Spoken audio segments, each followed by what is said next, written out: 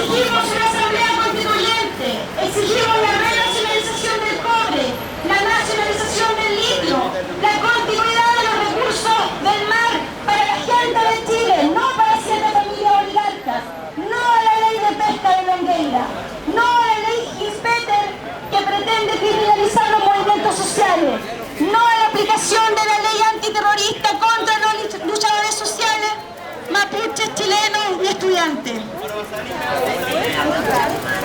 ¡Liberar! ¡Liberar! ¡Al mapuche por luchar! ¡Liberar! ¡Liberar! ¡Al mapuche por luchar! ¡Liberar! ¡Liberar! ¡Al mapuche por luchar! ¡Liberar! ¡Liberar! ¡Al mapuche por luchar! En este edificio se encuentra Pablo Longueira, ¡Asesino! asesino fascista.